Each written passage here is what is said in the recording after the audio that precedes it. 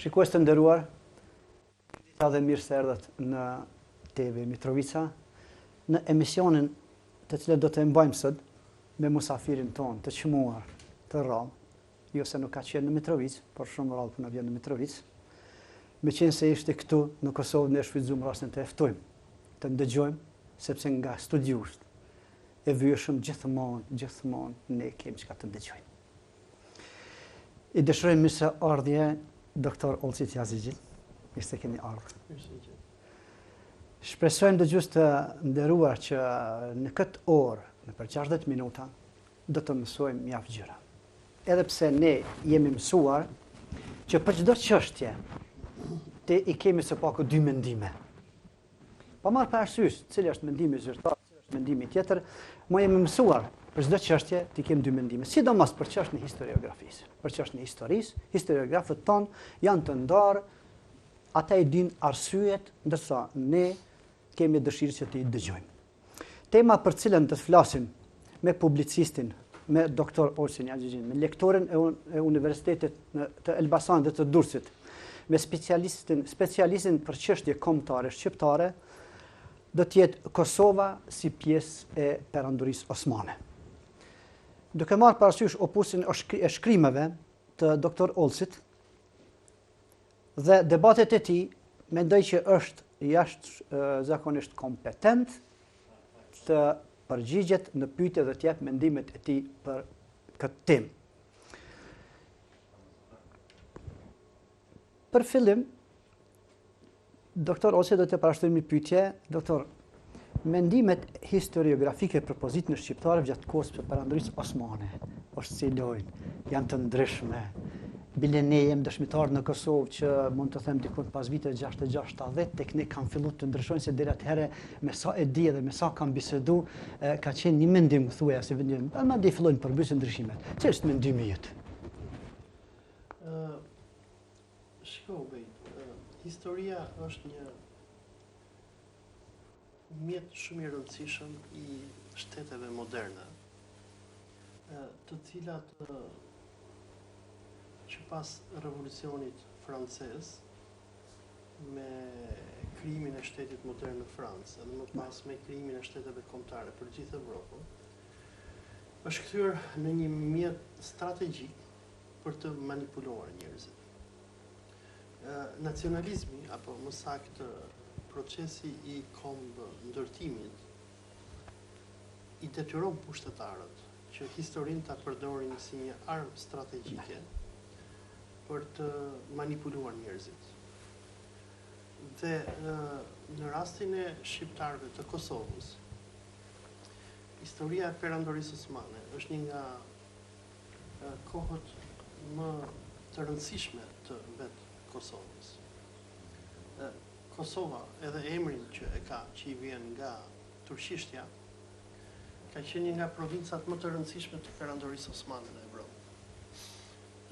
Deri në vitin 1912, Kosova nuk ishte si shton serbët Kosovo je Serbia, as nuk ishte pjesë e Shqipërisë, siç gënjen historiografia shqiptare shpesh, por Kosova ishte një provincë turke. Aneksimi i Kosovës nga mbretëria serbo-kroato-slovene, tranzicioni i saj nëpër Jugosllavi, dhe më pas krijimi i Kosovës si shteti i pambarur pas vitit 1999, kur NATO bombardoi Jugosllavinë, i kanë detyruar pushtetarët e ndryshëm të Kosovës që her pas here ta manipulojnë historinë për qëllimet e tyre politike. Për nacionalizmin shqiptar, i cili u ndërtua nga austriakët dhe nga italianët, të cilët kishin planet e tyre imperialiste për të pushtuar vilajetet turke ku banonin shumë shqiptar në Ballkan, e kaluara osmane dhe besnikëria e madhe që popullatat myslimane shqiptare kishin ndaj Turqisë, ishte një fakt që i shqetësonte shumë austriakët dhe italianët.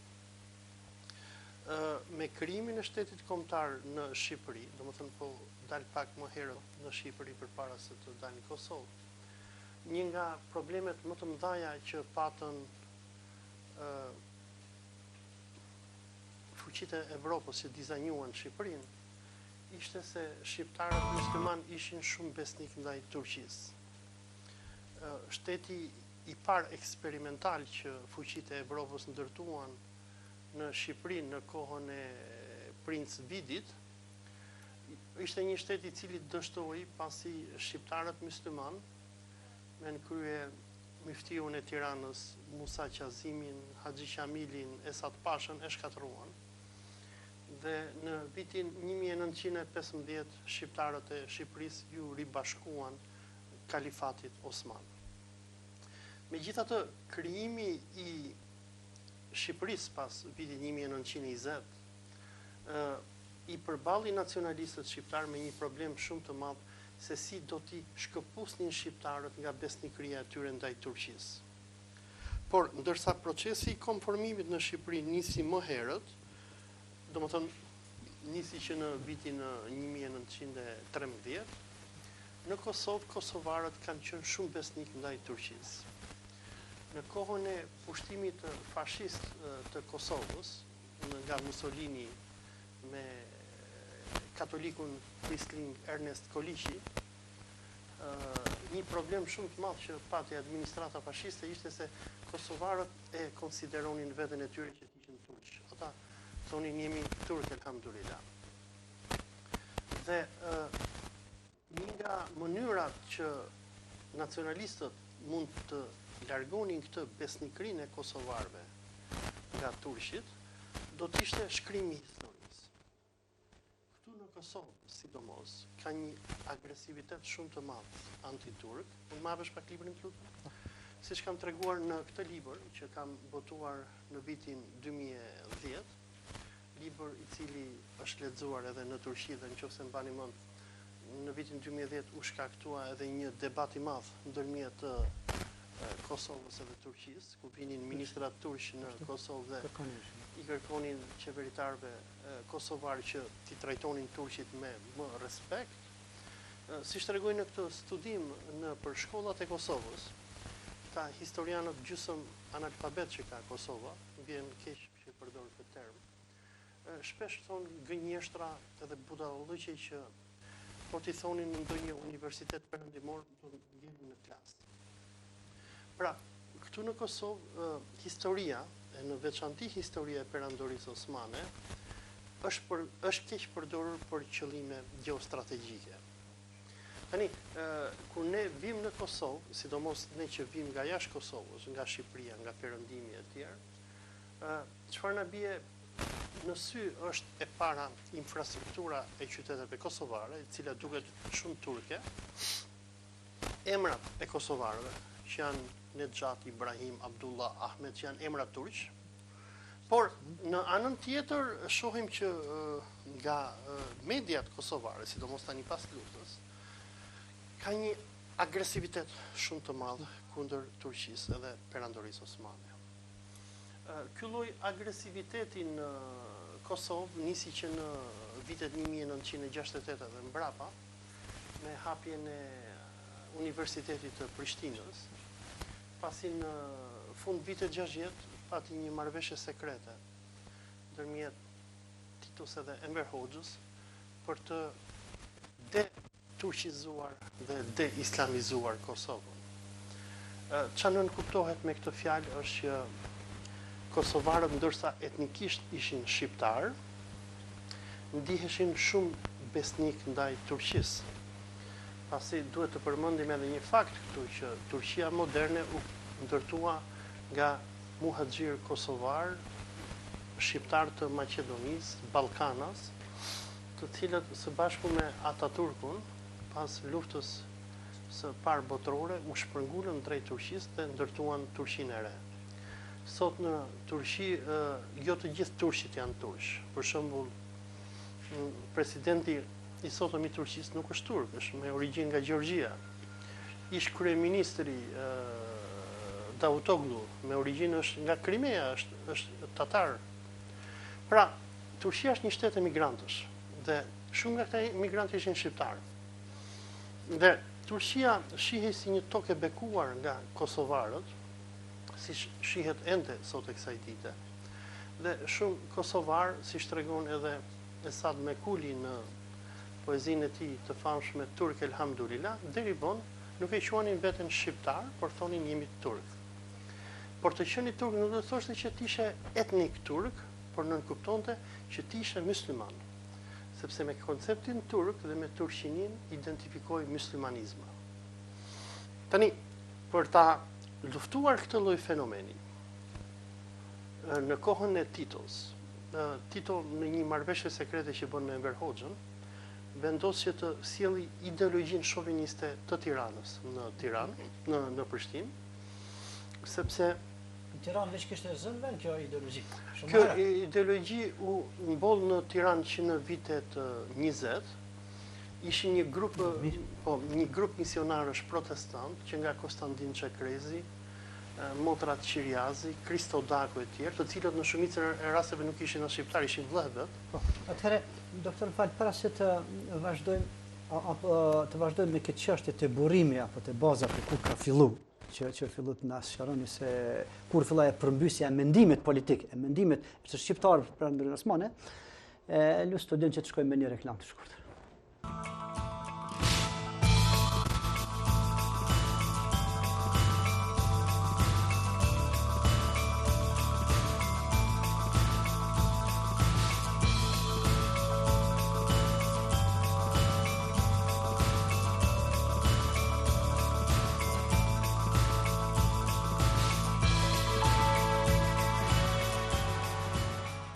Lexoni librin e 9 të Nexhmedin Spahiut, Ngritja e kombit kosovar, që të mësoni të kaluarën shumë dimensionalisht dhe të keni vizion kombëtar për të ardhmen. Ja se çfarë thot shkrimtari dhe publicisti Edison Ypi. Fatin, fatkeqësitë, erën, shiun, dëborën, stinët, Kosova i ka të përkohshme, të përhershëm dhe të pavdekshëm, Kosova ka malet dhe librat e Nexhmedin Spahiut.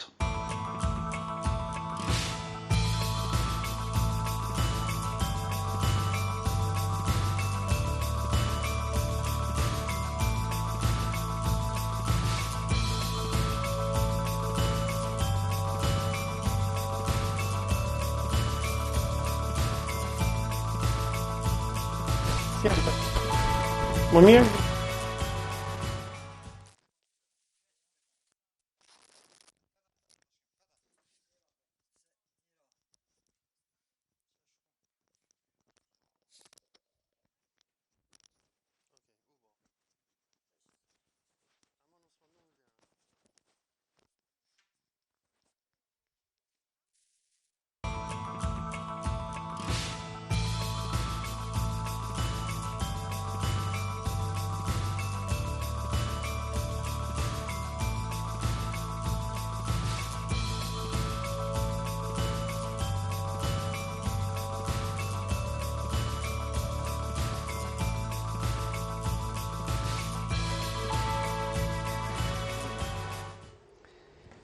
Shikues të nderuar, vazhdojmë emisionin, respektivisht intervistën me Dr. Olsi Yazigi, publicistin e njohur, historianin, i cili është i njohur si për opinionin mbar shqiptar, po ashtu edhe për të tjerët, jo vetëm për opinionin mbar shqiptar. Dr. Olsi, lutem, çështja e mendimit të shqiptarëve për Perandorinë Osmane. Na intereson shumë burrimi, ku mbështet, kush ishin ato forca, kush ishin që mbështet që filloi të përmbyset mendimi për Perandorinë Osmane, derisa të parët tanë e lavdronin, e donin, e respektonin, e çmonin, edhe kur ishte ku është shprëngulës, të gjithë shprëngulën. Të në thojë za armiku pra shekullorin, që është e pa mundë dhe pa besueshme. Mirë po, në Shqipëri thatë ka fillu shumë më herët kjo përmbysja të menduarit, përmbysja e mendimit. Ku mbështetën, kush ishin ato forca që arritën edhe të ne të përmbysin këtë mendim? Që janë aq alergjik në vetëm përmendjen e nevojës të rishkrimit historik. Jo me leju, për më përmend. Siç po thoja më herët, sulmi ndaj Perandorisë Osmane është një projekt strategjik i Italisë dhe i Austrisë. Këto dy fuqi evropiane sidomos Austria, dhe këtë mund ta shohim edhe në ditët e sotme. Austria, domethënë mendimi nacionalist austriak është fashist, është islamofob, domethënë është shumë antiturk, dhe qëllimi i tyre për t'i kolonizuar shqiptarët dhe për t'i kthyer ata në skllëbër të perandorisë austriake apo italiane, kërkonte që fillimisht t'i largonte këta njerëz nga dashuria e tyre për Turqinë. Procesi për t'i bërë shqiptarët armiq me Turqinë nisi që pas Kongresit të Berlinit, vitin 1878. Në këtë kohë që kemi masakrën e madhe ndaj myslimanëve të vilajetit të Nishit, të Toplicës e tjerë, dhe dëbimin e tyre drejt Kosovës, fuqitë e Evropës dhe në veçanti austriakët e kuptuan që Turqia nuk do zjaste ende në Evropë. Dhe për këtë arsye ata filluan të ndërtojnë plane se si do t'i manipulonin dhe do t'i indoktrinonin këto popullata të Ballkanit, që tani më ta trastonin shtetin e tyre, i cili ishte perandoria osmane, dhe të bëheshin shërbëtor të Vjenës dhe më pas të Romës.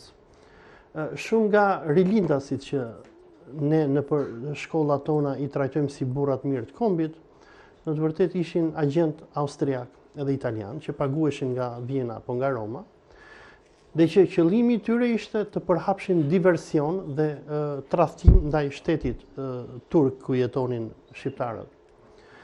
Megjithatë, ky proces nisi të implementohet pas krijimit të Shqipërisë dhe grupet që më shumë e kanë sulmuar Turqinë janë të krishterët, duke filluar që me klerin katolik.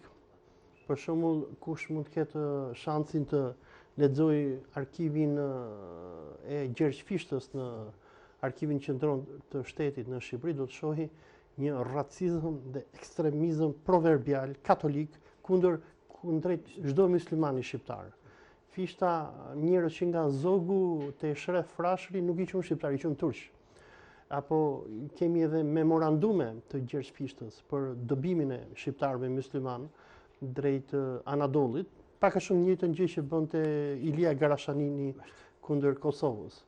Edhe në anën tjetër, historia tani fillon edhe përdoret si mjet geostrategjik nga këto forca në përgjithësi fundamentaliste, ekstremiste kristiane, të cilat donin që t'i bënin myslimanët që të urrenin veten e tyre. Gjenezën e tyre. Dhe ky proces që nisi në Shqipëri kulminoi në Shqipërinë komuniste gjatë kohës së komunizmit në kohën e Koçidzodës, kur historianët e Moskës edhe shkruan maketin e historisë shqiptare, ku Turqia portretizohet si armiku kryesor i shqiptarëve. Kemi një kulminim tjetër me ndërtimin e filmit Skënderbeu, ku merret një mit, domethënë një mit, një shenjtor i fiseve malazeze, siç ishte Gjergj Kastrioti, pasi shqiptarët nuk e njihnin atë, konvertohet në hero të shqiptarëve, bëhet filmi Skënderbeu, ku rusët e bëjnë filmin me aktorin Gjorgjan Akaki Harova, i cili luan Skënderbeun. Bile shumë idhujtar shqiptar sot e kësaj dite që adhurojnë Skënderbeun, faktikisht ai personi që adhurojnë ata nuk është Skënderbeu, po është pasardhës i Stalinit, është Akaki Harova, se edhe vetë Stalini ishte Gjorgjan. Edhe ndërtohet ky idhulli i këtij diktatori kristian të mesjetës, Skënderbeu, i cili kryen një luftë të tmerrshme dhe duke mbështetur edhe nëpër prallat e Marin Barletit dhe tjerëve, Skënderbeu kthehet në një mit i cili inspiron dhunë kundër myslimanëve, se Marin Barleti tregon që kur u kthye Skënderbeu në kruj, vrau myslimanët e tjerë e tjerë. Dhe Skënderbeu përdoret në veçanti nga fundamentalizmi katolik, i cili kulminon me pushtimin fashist të Shqipërisë nga Duçja, sipas të cilit shqiptarëve i tregohet që nëse doni të jeni shqiptar të mirë, 1 duhet ta urreni Turqinë, 2 hero keni këtë Skënderbeun që i vret myslimanët, 3 duhet konvertoheni në katolik. Dhe ky projekt që nis që në kohën e rilindjes kulminon me krijimin e shtetit shqiptar dhe arrin kulmin e tij me pushtimin fashist të Shqipërisë dhe të Kosovës nga Italia fashiste, edhe pse nuk zjati, sepse qëllimi i italianëve ishte që Kosovë, Shqipëri do t'i kthenin në koloninë e tyre, populatat myslimane do t'i deportonin në për Afrikë, në për Itali, do t'a katolicizonin dhe italianizonin vendin dhe nuk do kishte më shqiptar mysliman. Ama ky projekt vjen më pas dhe implementohet tek juve në Kosovë, sepse tek juve ka ardhur çdo gjë ka ardhur më mbrapa. Dhe në këtë marrëveshjen sekrete Tito Enver Hoxha, Titoja tani kishte nevojë që të nxiste një farë irredentizmi anti-serb në Kosovë. Pse? Sepse Titoja i druhej serbëve, nga që ishin grupi më i madh në Jugosllavi, dhe kërkonte që të krijonte një kundërbalans. Nuk është se Tito ishte pro-shqiptar, por është kjo real politika, domethënë që ti e krijon një të keqe për t'ju kundërvënë një të keqe tjetër dhe ti e menaxhon atë. Se për shembull Tito nuk i lejoi shqiptarët e Kosovës që t'i bashkohen Shqipërisë, sa ishte gjallë, i korruptonte, i bënte, por në të njëjtën kohë i futi këtë virusin antiturk. Dhe në një farë mënyrë ky virusi antiturk i shërbente edhe agjendës kroate, e cila sot pas marrjes së Kosovës nga NATO, sot është vënë në implementim në full steam, siç thuhet në anglisht, ku ne dëgjojmë, lexojmë nëpër media, i bëhet thirrje shqiptarëve kosovar që ti mos vëjnë më emra Nezhmedin, Abdullah, kështu po duhet vëjnë emra Marke dhe Gjon. Propaganda ka çdo gjë për emra, për gjellra, për çdo gjë.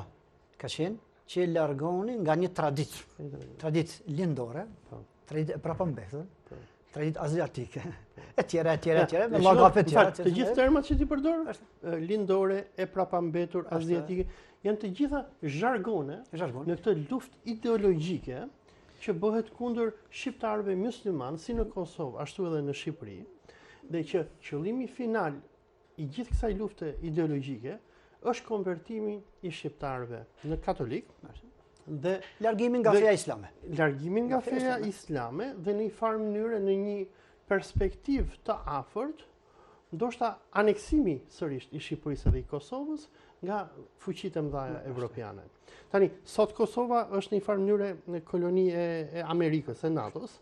Amerikanët nuk është se kanë interesa që t'i konvertojnë kosovarët në katolik, nga që ata janë të pafevet, por janë këto fuqitë e tjera në rajon, të cilat e nxisin këtë agjendë e cila është shoviniste edhe nxitur rrethje fetare. Po propaganda 50 vjeçare nga Shqipëria, përmes mësimeve, librave, filmeve, kulturës e tjerë, siç e shpjeguat, ka arrit që trurin ton të shqiptarëve musliman, të bijve musliman, të bijve hoxhallarëve, të haxhilerëve, që të transformon në një tru shumë anti-islam. Nuk ka nevojë me qenë propaganda e huaj shumë tash, te në Kosovë. Të na mjafton vetë shiqoja atyve që janë antiturk të ndaj gjenezën, ata janë ngrit kundër gjenezës tyre. Pa logjikshme. Mirë po kundër gjë. Këta e kam gjetë te dikush kur e ka shpjeguar, tha se thash çish është e mundur. E kuptoj. Krishterizmi me pas dëshirë me propagu fenë e tyre, mos me propagu fenë tonë.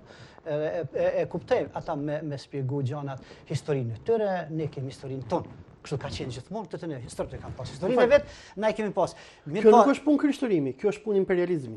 Mirë po nuk e kam kuptuar si është e mundën as transformim madh me psu djali i Hoxhës, djali i Haxhis, djali i muslimanit. Edhe me psu transformim mirë, por me qenë urrejtës i gjenezës. Gjenezë tjerë, kjo është transformim shumë i madh.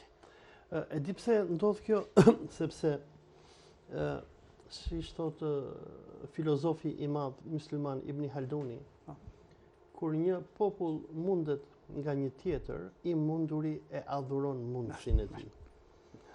Dhe është domethënë një fenomen sociologjik që kur një popull nënshtrohet, shtypet, ai e adhuron shtypsin e tij. Për shembull, ju këtu në Kosovë kur vim ne në Prishtinë, ju nuk keni më, siç kishim ne në Shqipëri, në vitet 50, statujën e Stalinit, po keni të Bill Clintonit. Domethënë adhuroni këtë familjen e korruptuar amerikane që presidenti Trumpi tregoi se sa të korruptuar ishin. Nuk adhuroni më fjala bie këtë diktatorin Gjeorgjan Stalinin. Dhe kjo ndodh nga që është kjo nënshtrimi që populatat e provincave i bëjnë populatat imperiale. Tani dalim tek kjo urrejtja që gjendet. Për shembull, unë shpesh shoh në internet me kuriozitet, kur shkruhet ndonjë shkrim apo artikull që tregon për shembull në Kosovë erdhi presidenti i Turqisë, apo kosovarët i vëjnë emrat fëmijëve të tyre Naser edhe Abdullah. Shoh shpesh herë në Facebook njerëz që kanë emrat Naser, Abdullah, Hasan, që shajnë në mënyrë proverbiale.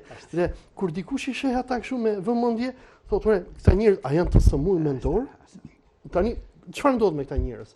Këta kanë komplekse inferioriteti, sepse duke ju propaganduar këtyre njerëzve nëpërmjet mediave, nëpërmjet shkollave, që ju nuk jeni njerëz të mirë, ju jeni njerëz të shëmtuar. Emrat tuaj musliman që ju keni, Naser, Abdullah, Hasan, Hussein, janë të këqij. Duke fakt i cili bëhet edhe nëpër këto shkollat e Kosovës, që i thonë fëmijëve ju nuk duhet i vini emrat Muhammed e Mustafa, e Hashim edhe Kadri, siç keni Kadri Veselin edhe Hashim Thachin, po duhet i vini emrat Johnny, Michael, Tony Blair apo Bill Clinton. Te këta njerëz është krijuar kjo ide që thonë ne jemi katunar, ne jemi koc, dhe tani që të bëhemi të mirë, ne duhet ta urrejmë veten tonë. Të bëhem më perëndimor, më të moderuar. Janë njerëz me komplekse inferioriteti. Mirë, po e kanë fatkeqësisht zëri tyre po ndëgjohet. Kanë peshë, kanë fuqi në zërin, në media, në shkolla, në universitete, se ne. Do të ndalim të një pikë tjetër, me qenë se koha shumë e shkurtër për një mision, siç jeni ju, edhe siç është tani sot tema. Tash, kjo ndeshje e këtyre dy mendimeve, sa ka bazë? Ata thonë, dy grupe janë, dy grupe të mëdha. Njëri thotë, shqiptarët para ardhes së perandisë Osmani kanë qenë katolik. Tjetri thotë shqiptarët nuk kanë qenë katolik, po kemi qenë ortodoks. Tjetri thotë shqiptarët duhet më kthyen rrënjën e tyre. Tjetri thotë pozita e shqiptarëve në perandisë Osmani ka qenë shumë e mjeruar. Ana tjetër e historiografisë thotë jo, shqiptarët perandisë kanë qenë privilegjuar. Do të thonë, i kemi dikon 10 pika të mëdha me të cilat vazhdimisht polemizohet. Nuk e pretendoj se ata do të afrohen, por si të respektohen këto mendime.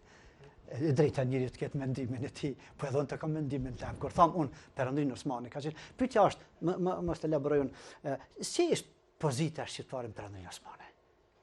Dgjoj, si një studiues i nacionalizmit shqiptar që unë jam, pikë pari duhet sqaroj diçka që termi shqiptar është term i cili u popularizua pas vitit 1913. Në perandorinë osmane, populatat shqipfolse identifikonin veten e tyre si geg, tosk, arnauç, me krahina tjera, dhe në përgjithësi veten e quanin turk, kur ballafaqoheshin me popull ndryshëm. Tani këto populata që ne sot i identifikojmë si shqiptar, se po e përdor këtë term për të qenë shkencërisht korrekt, në perandorinë osmane ishin populata sunduese. Ishin populata sunduese nga që natyra e perandorisë osmane ishte që ajo ishte një perandori që menaxhohej nga ballkanësit. Shumicën e investimeve që perandoria osmane i bëri nuk ishin në Anadol, por ishin në Rumeli apo në Ballkan. Dhe ne dim që pjesa dërmuese e sultanëve Osman, nënat e tyre kishin ose shqiptare, ose greke, ose çerkeze, pra femra të bardha që vinin nga Ballkani. Në anën tjetër, pashallarët edhe vezirët, kryeministrat e perandorisë osmane, bejlerët e lartë ishin me origjinë nga Ballkani. Kjo lidhet me sistemin e Devshirmes. Sultan Orhani, i cili themeloi armatën e Jeniçerëve me Haxhi Veli Bektashin, merrnin fëmijë nga Ballkani, fillimisht ishin të krishterë, të cilët konvertoheshin, bëheshin musliman dhe më pas merrnin pushtetin në dorë. Shkolloheshin, arsimoheshin atje. E të tjerë. Dhe ky proces i cili nisi që me Sultan Orhanin, arriti kulminacionin e tij drejt fundit të perandorisë, sepse këto populatat që në Turqinë sot me njihen si Beyaz Turkleri apo turqit e bardhë, arritën që të bëhen grupi sundues në perandori. Është pak a shumë sikur sot në Amerikë, që Amerikën nuk e sundojnë rednecksat, qafkuq dhe turikuq që vinë nga Teksasi, por e sundojnë populatat newyorkeze, të cilat janë pranë qendrës së pushtetit dhe janë ato që vendosin politikën amerikane. Nuk pyet njëri për shembull katundarët e Kentuckit se çfarë do bëj Amerika. Po janë këto populatat e New Yorkut në përgjithësi dominohen nga çifuturit, ata të cilët bëjnë sot politikën e Amerikës. Pra, ishte një farë ekuacioni dhe këtu duhet themi që këto populata nuk ishin vetëm myslimane, por kishte edhe shumë grek, se duhet ta përmendim diçka që në perandorinë osmane, ndërsa myslimanët ishin administratorët dhe ushtarakët e perandorisë, tregtia dhe diplomacia e perandorisë mbahej nga të krishterët. Këtu përmendim fanariotët e famshëm dhe shumë të krishterë të cilët perandoria i përdorte në marrëdhëniet e saj diplomatike me Evropën. Dhe është edhe diçka tjetër. Ballkani ka qenë pjesa më e pasur e perandorisë. Është vërtet që perandoria osmane shkonte nga Algjeria deri në Yemen, po këto ishin provinca të varfra. Pasuria ishte në Ballkan. Arsyeja pse është se Ballkani ishte ura lidhëse ndërmjet Stambollit dhe Evropës. Dhe duke ditur që në 2 shekujt, 3 shekujt e fundit para shkatrimit të perandorisë, Evropa përjetoi revolucionin industrial, ardhjen e të mirave materiale nga kolonitë e tjera. Ballkani ishte për perandorinë osmane ai porti kryesor nga ku bëhej tregtia, lufta dhe diplomacia e saj me botën e zhvilluar. Dhe perandoria osmane ka qenë një perandori shumë e zhvilluar, ka qenë një perandori militarisht moderne, e cila është një libër shumë i mirë nga Edward J. Erickson, një historian ushtarak amerikan, i cili flet për luftën e parë ballkanike dhe kur krahason ai ushtrinë osmane me ushtritë e vendeve ballkanase, thotë që ato ishin shumë inferiore nga ana teknologjike me osmanët. Osmanët, domethënë, ishin gjithmonë pothuajse paralel me progresin teknologjik të Evropës. Dhe si rrjedhoi ishin këto popullata që sot i identifikojmë shqiptare, kosovare, shqiptarë të Maqedonisë, edhe muslimanë të tjerë, domethënë ato që kanë dominuar këtë perandori. Mirë, ose tash ky mendimi politik, historiografik, i cili dominon në historinë zyrtare. Duke i marrë parasysh faktet që flasin jo në favor të historiografisë. Si është e mundur që të depërton aq shumë dhe që të pranohet, kur faktet tregojnë që shqiptarët në perandorinë osmane kanë qenë popull i privilegjuar, ndërsa vazhdimisht në çdo mjet të ndikimit trumpetohet që shqiptarët kanë qenë popull i shkelur. Si është e mundur, si mund të më shpjegoj kjo, a nuk janë duke menduar apo janë në presion jashtëzakonshëm të mendimeve dhe këtij indoktrinimit, që mos më i marr faktet parasysh. Dgjoj, arsyeja pse perandoria osmane portretizohet me nota negative në Tiranë, por më shumë në Prishtinë, por portretizohet shumë mirë në universitetet e Amerikës, të Anglisë dhe gjithë perëndimit, është thjesht politike. Klasa politike, sidomos kosovare, këta njerëzit që kanë emrin Kadri, kanë emra turq, Kadri, Hashim, Mustafa, Isa e të tjerë, janë njerëz të varur nga ambasadat e huaja që drejtojnë politikën e Prishtinës. Dhe këtyre u thuhet që juve në asnjë mënyrë nuk duhet që të lejoni që nëpër universitetet apo mediat tuaja ti tregohet kosovarëve fjala bie që ju keni qenë shumë mirë me Turqinë. Sepse nëse do shife të vërteta. Po, sepse nëse kosovarët do mësojnë që ata kanë qenë shumë mirë me Turqinë, atëherë ka një problem dhe kërcënim gjeopolitik për dominimin e perëndimit në Kosovë. Sepse kosovarët, kur të kërkojnë më pas zgjedhje për hallet e tyre politike, nuk do të kthehen më nga Vatikani dhe Brukseli dhe Washingtoni, por do të kthehen nga Stambolli. Ky fakt mund të shihet sot fjala bie kur dikush shkon edhe në Kroaci apo në Poloni. Kur flitet për Rusinë, flitet me nota negative në këtë vende. Për shembull, po të shkosh në universitetet polake, do të gjesh profesor të mrekullueshëm që lavdrojnë perandorinë osmane dhe janë shumë kolegë të mi që unë marr pjesë në konferenca, i tregojnë studentëve të tyre sa të mirë ishin osmanët, por rusët janë gjithmonë të këqit. Kush është arsyeja? Arsyeja është gjeopolitike. Sepse, domethënë, po them, kroatët, polakët janë armiqësi me Rusin dhe duan që nxënësve të tyre në shkolla mos i lënë që ata të penetrohen nga idetë e fjala bie panslavizmit. Dhe për qëllime politike historia nuk tregohet. Tani që dikush në Shqipëri apo Kosovë ta di se si kanë qenë fjala bie shqiptarët në perandorinë osmane, mundësia e vetme e këtij personi do të jetë që ai të shkojë të studiojë në, po e heqim Stambollin, po të shkojë dhe të studiojë në New York apo në Pennsylvania apo në Londër, dhe aty do të mësoj që osmanët ishin të mirë dhe nuk ishin, siç na thotë profesor Frasher Demaj dhe ca njerëz me emra Muhammed e Abdullah që janë këtu në Prishtinë, por që thjesht nuk e din historinë zyrtar. Janë njerëz të regjimit. Ata i caktojnë regjimin në krye të akademive, të instituteve që janë, sepse i shërbejnë regjimit. Regjimi pse u paguan rrogat atyre? Pse i mban këto institucione me rroga? Tash, sikur të kesh qenë vetëm disa historianë me këtë mendim.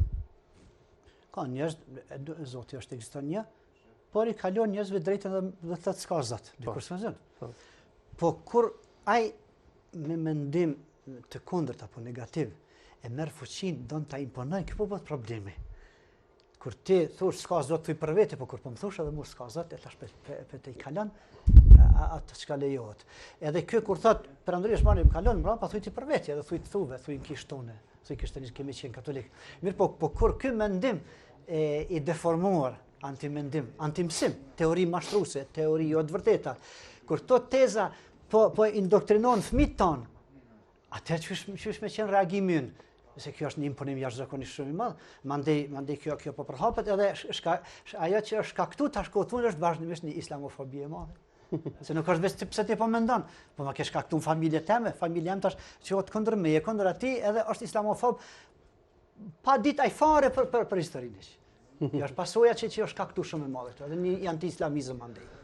Po, është e vërtet dhe në fakt unë e kam parë edhe vetë në familjen time për shembull, kam patur eksperiencë me djalin tim kur ishte në klasë të parë, edhe një ditë pasi më vjen nga shkolla, më thot mua, babi thotë turqit janë të këqij, Skënderbeu është i mirë, edhe unë jam Skënderbeu, sultani është i keq, me disa koncepte raciste, edhe që unë u habita dhe e pyeta djalin tim, ku i mësove këto gjëra ti? Mi kam mësuar zysha, tham, shkollë.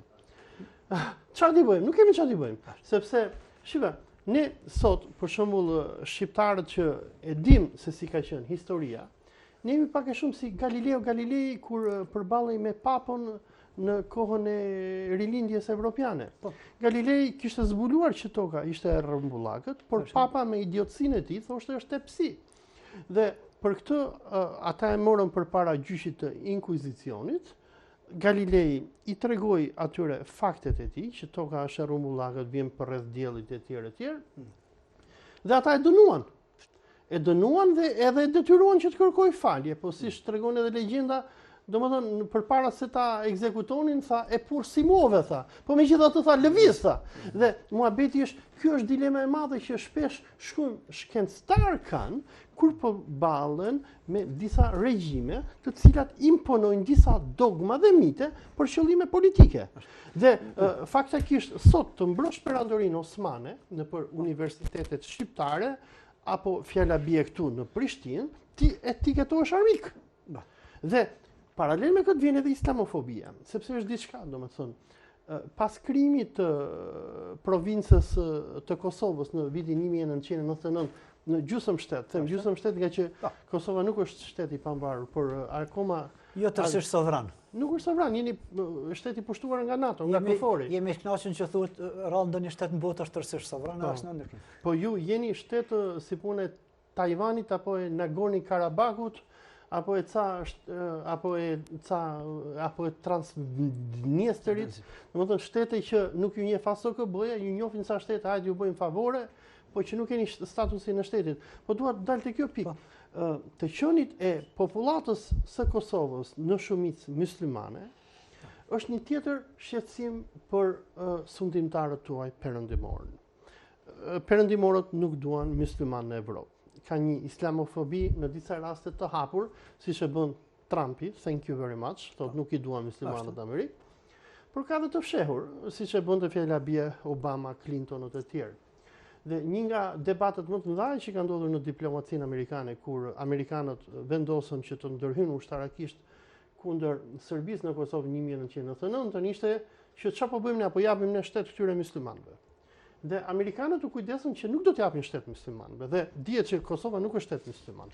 Edhe pse popullata e Kosovës është mbi 95% muslimane, në kushtetutën që juve ju shkruan amerikanët me ahtisarin, juve ju ahoqën islamin, u ahoqën traditën tuaj. Feja islame sulmohet përdit në për media, në për shkolla e tjerë. Po xhallarët tuaj u përdor ky preteksi i luftës së Sirisë, u afutën në përburgje, disa u kanë bërë spiuna, të tjerët i kanë trembur, dhe në Kosovë nuk ka liri për muslimanët. Është një liri kështu, domethënë liri vitrine, domethënë që lejohen muslimanët shkojnë xhami të falen, por kur vjen muhabeti që të merren me politikë, të thonë për shembull kosovarët, meqense jemi musliman, hajde ti bëjmë këto ligje siç na thot Kurani, nuk lejohet. Nuk lejohet njëra. Kurse kur vjen muhabeti tek krishterimi në Kosovë ri këm kryq, jo vetëm në katedrale Nën Terezën që ju keni mund në Prishtinë, por juve u mësohet edhe në për shkollat tuaja që Nën Tereza është shenjtore e kombit. Ju mësohet që Skënderbeu ishte heroi katolik që luftovi për papën, dhe në një farë mënyre krishterimi është i favorizuar në këtë vend kundërshtim me Islamin. Mirë, doktor Rësi. Gjitha këto janë në vërteta për ata cilët e dinë të vërtetën, cilët e dojnë të vërtetën, cilët e njohin të vërtetën. Dikush e thotë, si thamë në fillim të emisionit, të vërtetës nuk dëshiron me thonë të vërtetës është të qysh, ose të pa vërtetës që thonë ata të vërtetë. Ky mendim ose populli shqiptar i Kosovës si propozon, si të dilet nga kjo situatë, si të zgjedhin problemin, këta janë shqiptar katolik, ose tash shqiptarët musliman, nga fëbit musliman, cilët e bojnë këtë propagandë, edhe na qortojnë neve si muslimanve, na fajsojnë për çdo në fe, edhe pse 100 vite nuk ka këtë Turqi. 100 vite po na myt Serbia, edhe Maqedonia, edhe Bullgaria, edhe Greqia, edhe Greqia, mirë po ata e fajsojnë turkun. Ndërsa tani keni sundimtarët tuaj që po ju mbysën. Po, tash. Mirë, atëherë mund të parashtrojmë pyetjen për një emision të mirë. Kush ka përvetësu fitoren e shqiptarëve në Shqipëri? Se shqiptarët 12-13 shqiptarët musliman luftu. Po. Shqiptarët musliman u vritën. Po. Shqiptarët musliman ishin heroj. Po. Jo shqiptarë tjerë, jo shqiptarë tjerë. Shqiptarët musliman u zhdukën nga Greqia, u zhdukën nga Serbia, nga ne, u shpërngulën me miliona jashtë. Na luftuam për këtë vend shqiptar musliman. Kush po na përvetëson fitoren? Po ju përvetësojnë fuqitë madhore. Për shembull, në luftën e dytë botërore, shumë luftime që i bën, nuk i bën britanikët, por i bën indianët dhe gurkat që vinin nga Nepali dhe nga India për perandorin britanike. Por fitoren kush e mori? E morën anglo-amerikanët. Edhe në luftën e dytë botërore luftuan shumë popull kundër nazizmit e tjerë, por kush i mori frytet e fitores? Anglo-amerikanët dhe rusët. Është gjithmonë fuqia më e madhe e cila dominon fatet e popujve më të vegjël. Në luftën e Kosovës ishin shqiptarët musliman ata që luftuan, biles meqense jemi në emision ta përmendim këtë fakt që bashkë kur ka nisur bombardimet kundër Jugosllavisë, jemi njohur në vitin 99 në Mekë dhe jemi lutur për lirinë e Kosovës në atë kohë. Ama edhe në atëherë thëmë, në kohën kur ishim në 99-ën, meqense bëni këtë digresion, ne mërziteshim dhe mundoshim me bërë diçka gjëna. Olsi ishte ekspert për çështën e internetit në atë kohë. Unë nuk isha ndonjëherë në internet shumë pak. Olsi vitet të kjo, a di shkojmë, bëjmë diçka, lajmojmë, informojmë, të informojmë, kish prirët atë, kish njohurit për ato, edhe nuk u ndal ke kurrë, edhe më tepër se na gjithë gati vazhdimisht duke mirënjohur familjen. Ama bëhet fjalë për këtu 20 vite më herët, por kush i korri fitoret e luftës, edhe pse u sakrifikuan muslimanët e Kosovës kundër Serbisë, i korrën fuqitë e mëdha të Evropës. Sepse thjesht është kështu puna. Popujt e vegjël, po mendoj te ata që po na krijojnë nga Shqipëria këtë mendim politik, mendim historik, mendim filozofik edhe ideologjik që na krijuan te na. Këto janë shqiptarët janë. autor, Ismail Kadari, ky tjetri, këta vazhdimisht janë duke na frymzu me këtë idenë anti-islamizmit, anti-turqizmit. Shqiptar janë? Ose janë nga trevat shqiptare? Puna është jo të gjithë personat që kanë shkruar për historinë e Shqipërisë në Shqipëri janë shqiptarë. Po, e dim edhe këta. Se kemi njerëz që janë me origjina jo shqiptare, nga që në Shqipëri nuk janë gjithë njerëz shqiptarë. Ashtu. Ka njerëz me origjina vllahe, greke, serbe, etj. Hebreje e tjerë ka pas shumë. Kurse njerëz si Ismail Kadareja janë njerëz si kur këta Nastradinat që keni ju këtu në Kosovë, që ndihen inferior për emrin e tyre. Nëse keni lexuar atë një libër që gruaja e Kadares, Helena, bëri për burrin e saj para ca kohësh, ai thoshte që Ismaili ai shumë e urren emrin e tij, saqë edhe ajo kur i thret, nuk i thret Ismail, po i thot Unë do t'i sugjeroja këtu publikisht që ta ndronte emrin, ta bënte Ishmael, domethënë, emër që fut, ndoshta do t'i jepshin ndonjë para të mirë në New York, por këta njerëz smur, këta njerëz që urrejnë veten e tyre. Dhe kjo smundje, por dëgjoj, ky nuk është rasti i parë në historinë e njerëzimit, kur ne gjejmë njerëz që urrejnë origjinën e tyre. Për shembull, nëse lexojmë historinë e Reconquistës që ndodhi në Spanjë, personi që bëri krimet më të mëdha kundër hebrejve ishte Thomas de Torquemada, një çifut të cilin katolikët e konvertuan me dhunë katolik, dhe ai më pas bëri inkuzicionin dhe i zhdukut gjithë çifutët dhe arabët e tjerë diçte. Dhe këta renegatët apo personat që urrejnë babën e tyre, çfarë preti nga dikush që urren pse baba i tij thotë e ka emrin Hamid edhe Mustafa. Këta njerëz janë të shkulur, janë njerëz pa rrënjë.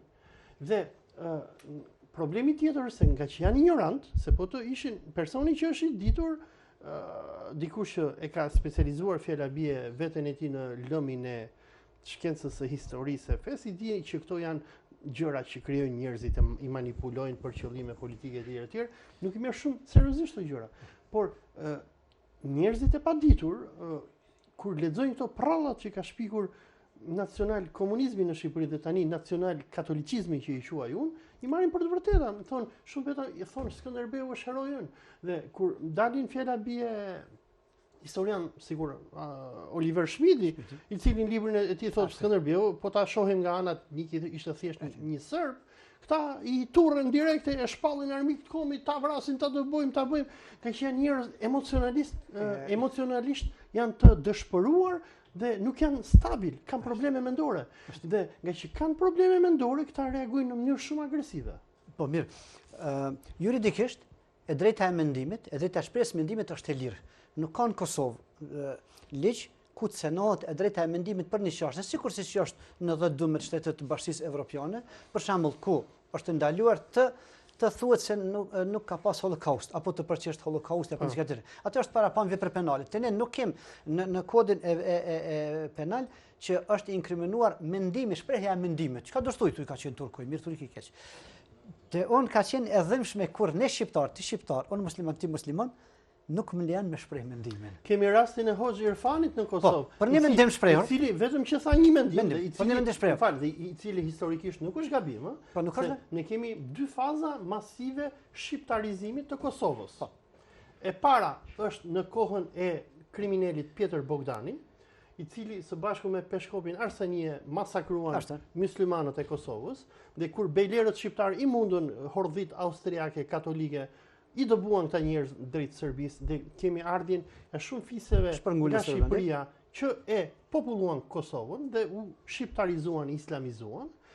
Faza tjetër e shqiptarizimit dhe islamizimit masiv të Kosovës ndodh pas Kongresit Berlin në vitin 1878, i cili sipas shumë historianëve, me në krye Noel Malcolmin, tregojnë që deri në 1878 40% e popullatës së Kosovës ishte muslimane. Pas Kongresit të Berlinit dhe dëbimit të muslimanëve nga Serbia, këtu shkon në 90% popullata.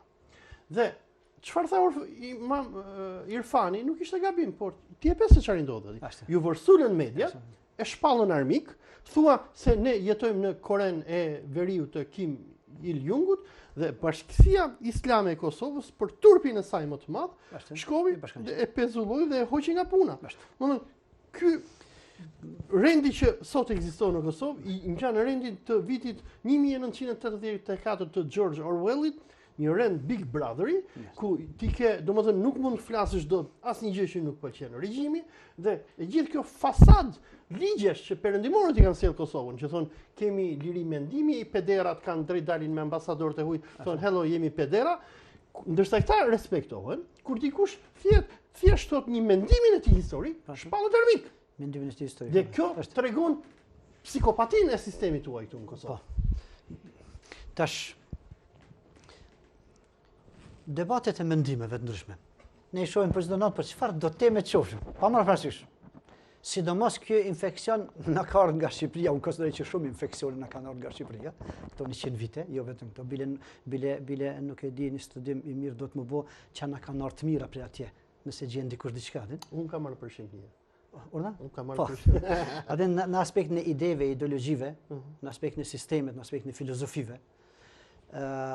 Por çështja është si me arrit në një shkallë tolerancës të mendimet. A ka gjase orsi? Si të bëhet një kërkesë më publike, po unë kam drejt me atë mendimin. Po lufton e vërteta me të pavërtet, nuk kupton. Ata një grup pavërtet do të vërtet. Nuk po flas për çështje fetare, se ata kujtojnë Ubejdi për çështje fetare. Po flasin për gjitha çështjet tjera, filozofike, politike, ideologjike, juridike, sistemit juridik, mendimit juridik. Le të thotë dikush që mendimin ndoj, unë konsideroj që mendimi i dhënies dënimit me vdekje për kriminal është më i mirë se është shërrues për shoqërinë, do të thotë ti po mendon kështu. Por nuk është ndaluar me mendu. Po ma ndaluar është me urrejt. Pse debatet prodhojnë urrejtje kaq shumë? Si me arrit që debatet me qenë të kulturum, njerëzore, do të fiton. A e di pse ka kaq shumë? Ai që ka fakte. A e di pse ka kaq shumë intolerancë në Kosovë? Nga që shumica e lidershipit tuaj janë të paedukuar. Ju në kohën e fundit të Jugosllavisë nuk patët shkolla, dhe shumë nga këta njerëz i morën ato shkolla me leka ku dëgjohen. Edhe problemi është që Kosova ka nevojë për edukim masiv të njerëzve, për hapje të universiteteve, dhe do t'ishte e mirë sikur Kosova në vend që të sëndohet fjala bie nga Hashim Thaçi e Kadri Veseli, të sëndohet nga britanikët. Se tek e fundit fare ju kolonia e NATO-s jeni, po do ishte më mirë nga britanikët, e di pse, sepse un kam parë domethënë çfarë i kanë sjell britanikët fjala bie i Indis, i kanë dhënë atyre këtë frymën e dijes dhe tolerancës. Shikues të nderuar, ne me Olsin, me orë të tëra, nëse vazhdojmë, prap kemi çka të dëgjojmë. Shpresojmë që herave tjera të vazhdojmë me tema tjera. Kjo tema e mendimit politik, mendimit historiografik, ndeshjes së mendimeve, përballjes së tyre, mos tolerancës, me qëllim që të arrijmë të një respektimin e mendimit, të një tolerancë e mendimeve. Ne e falenderojmë doktor Olsin për mendimet e tij, duke shpresuar që herave tjera të vazhdojmë emisione tjera. Ju falenderoj. Shikues të nderuar, mirupafshim në emisione tjera. Mirupafshim.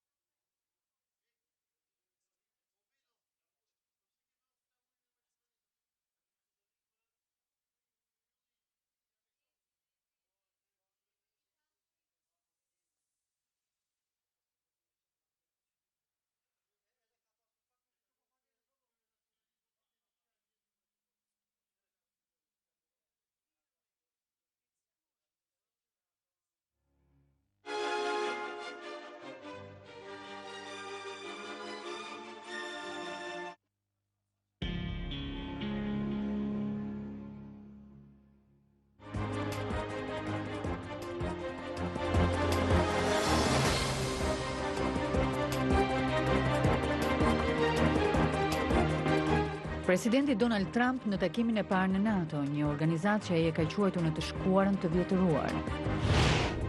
Autoritetet britanike ndërpresin